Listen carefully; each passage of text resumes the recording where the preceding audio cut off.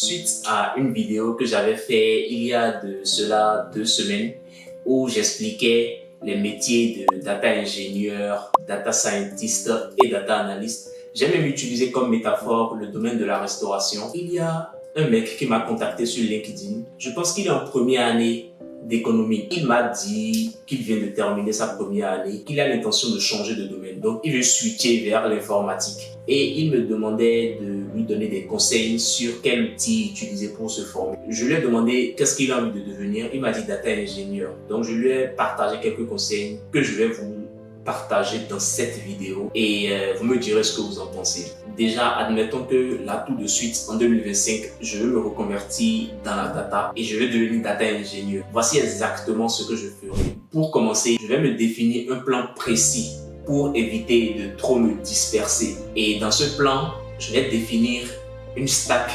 très claire. SQL, Python, Git et le cloud. Pour commencer, par la suite, j'ajouterai d'autres outils au fur et à mesure que je vais avancer. Je vais commencer par le langage SQL. Je vais m'organiser et travailler tous les jours pour apprendre le langage SQL. L'idée ici, c'est avoir une routine quotidienne pour monter en compétence en SQL. Je ne vais pas me limiter au select étoile from. Je vais aller plus loin en apprenant les jointures, les sous-requêtes, les CTE et même les agrégations. La deuxième chose que je ferai, c'est apprendre le langage Python.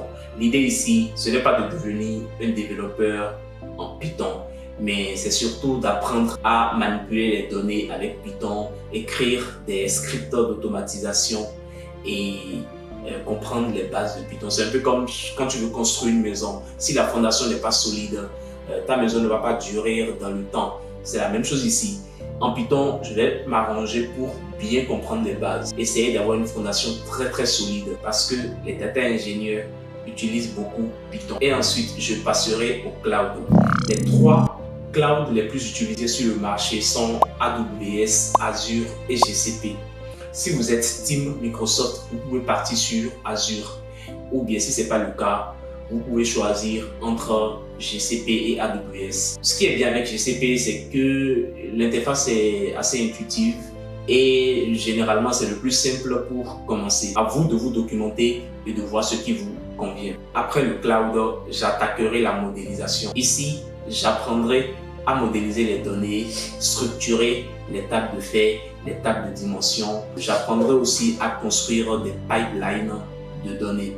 Et pour finir, je travaillerai aussi sur les soft skills. Et oui, un data ingénieur ne fait pas que de la technique. En tant que data ingénieur, tu peux être amené à faire des présentations à ton client ou bien à tes collègues. C'est pour ça qu'il faut nécessairement travailler ces soft skills aussi. Lorsque je vais finir de me former sur tout ce que je viens de citer, je réaliserai un projet final de bout en bout qui inclut tous ces outils ou du moins une bonne partie de ces outils-là. Et je vais déployer ce projet sur Git pour apprendre à déployer des projets sur Git.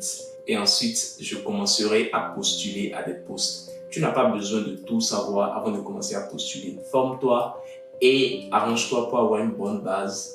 Et ensuite, tu peux commencer à postuler. Une fois que tu seras en entreprise, tu pourras monter en compétences et apprendre d'autres outils en fonction de tes missions ou bien de ton poste. N'hésite pas à me dire ce que tu en penses en commentaire.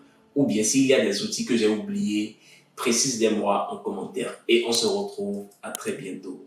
À plus.